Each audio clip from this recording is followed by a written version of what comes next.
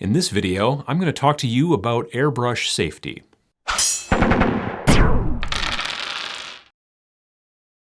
So this is the second part in a multi-part series about intro to the airbrush and kind of beginning airbrush and learning how to airbrush and how to use an airbrush and anything, hopefully, well, within reason, having to do with airbrush. So if you haven't seen the first one, then ciao, you should probably go look at that one and then come back and watch this one or whatever. I'll put a description in the link below as well. So, are airbrushes like totally safe?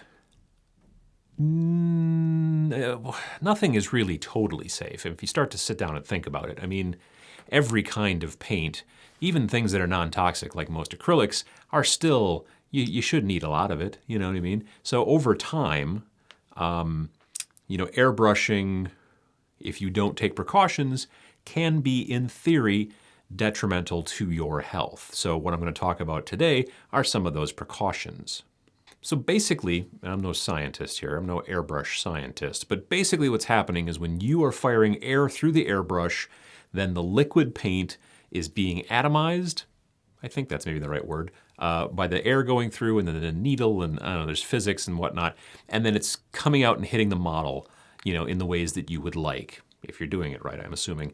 So some of it doesn't hit the model. Some of it goes by and it goes past the model and gets on your finger, or maybe it gets on, your table, or it gets onto other paint bottles, or it just starts to float around in the air. That's what I'm going to talk about in this first section, is the floating particulates. A quick note, I'm mainly talking about acrylic-based airbrush paints in this section. There are other types of paints that you can fire through an airbrush. Enamels and lacquers are two that I can think of off the top of my head. That being said, I've never used either enamels or lacquers. I believe, from the research that I have done, which is to say looking around online on Google and stuff, they are a lot more dangerous than acrylics. So if you're just getting into airbrushing and you're not painting something like model cars that need that super shiny glossy coat, or model airplanes or whatever, if you're painting orcs and goblins and space marines and junk like that, stick with the acrylics. That's just a tip from your Uncle Adam. Okay, so you've got all these particulates potentially floating around in the air while you are airbrushing. Not everything hits the model. Some things hit the model and bounce off, maybe at the tiny microscopic level. Other things pass right by and they float around. And you may inhale them because you may breathe while airbrushing, I assume. So what do you do in that situation? Well, one thing you can do is, let's say it's post-apocalyptic and all you have left now is just one of those like 3M paper things that go over your face. That'll work. They're okay in a pinch, if you have to use it. I personally would go to a discount hardware store and buy something a little fancier, like a respirator mask.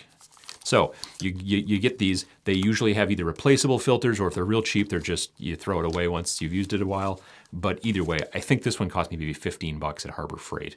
And what you do is you put it on, and then you do your Immortan Joe, from Mad Max Fury Road impersonation for a bit. Mediocre. And then you get to painting. Breathing through it will then hopefully block any kind of particulates that have a tendency to go in and out through, your breathing. You're basically breathing through these filters in, and you're breathing out through this part, and then these things will catch the particulates. Now, as I mentioned a little bit earlier, this is in relation to acrylic paints. When we're talking about enamels and lacquers, they have fumes they give off. Just opening the bottle and taking a sniff will let you know that there are fumes. Something like this will not block those fumes. So in that situation, if you were going to paint with those, I would do more research online, and then I would go buy a much more expensive one of these to actually be able to block and absorb the fumes. Where did that fuzzy come from?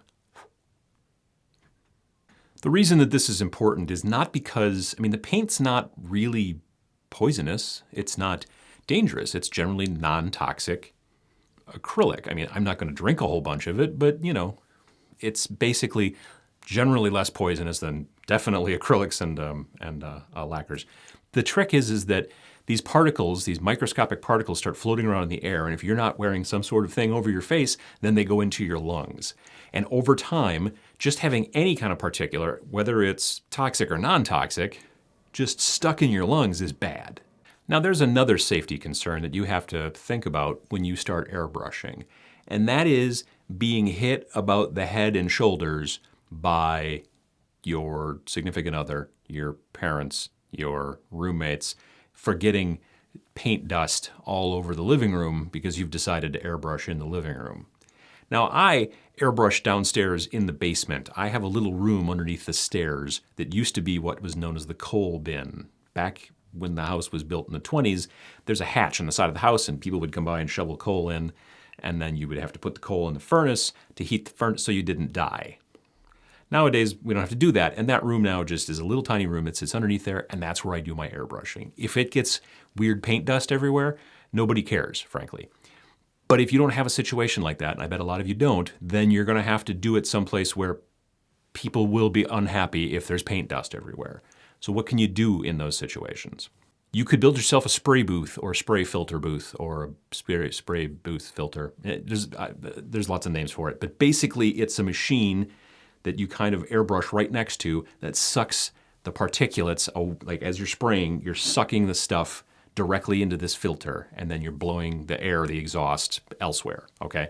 But it makes it so that the particulates don't float all around the room. They kind of get stuck in the filter, and then you have to change the filter from time to time. Now, there are plenty of videos online where you could go and find out about how to build one if you want to do a DIY thing.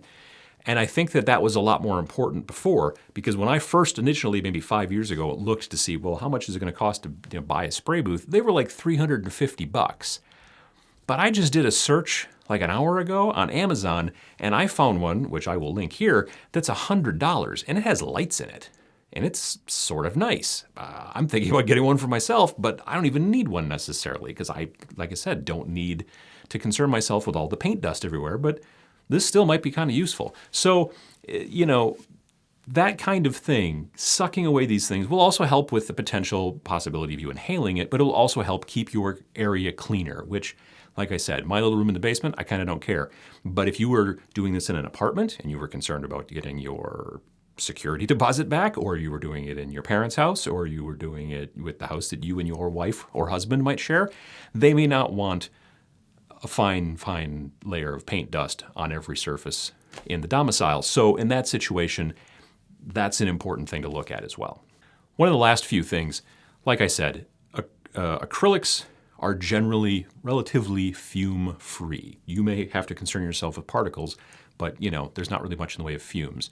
Lacquers and enamels, totally different story because of the solvents that kind of support the pigments in the solution, or whatever science terms you want to throw in there.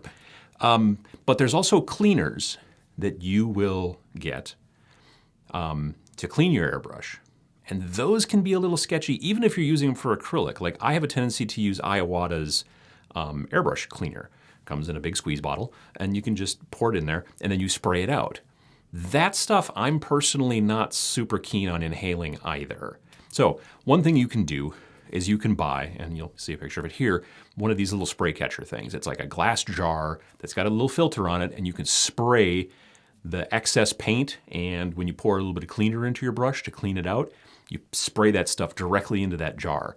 And then it catches the particulates and all that kind of jazz and makes it so it doesn't go into your lungs or whatever, which is probably for the best. That's an important thing. Some people will just spray into a bucket, and you can't see that, but they're just down here spraying into a bucket. They go back to, and they clean out. You can do that too, but again, you're going to get that kind of backwash of particulate and things like that, which you might, be concerned about. So one of these little jars that you spray into actually works really nicely. And again, those cleaning chemicals that you use may have a bit of a fume, so you want to be a little bit more careful. If you're going to clean your airbrush, I would definitely try to use some sort of ventilation. Even if it's just a fan to kind of disperse it and get it to blow away a little bit, you'll probably be better off. So I didn't want this video to be kind of a downer about safety concerns and things like that. Airbrushing is really not that dangerous if you take the precautions. If you maybe get yourself a little spray booth, or you build one, get yourself a cool mask, do a little bit of cosplay. You can protect your lungs, you can protect yourself, you can protect your relationship with your loved ones and not get paint dust everywhere.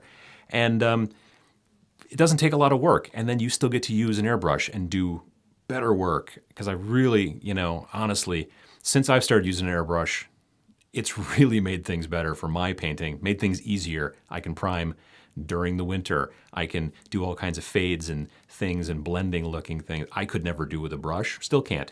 Yeah, airbrush is great. You just need to be a little careful and take some precaution and you'll be a lot happier.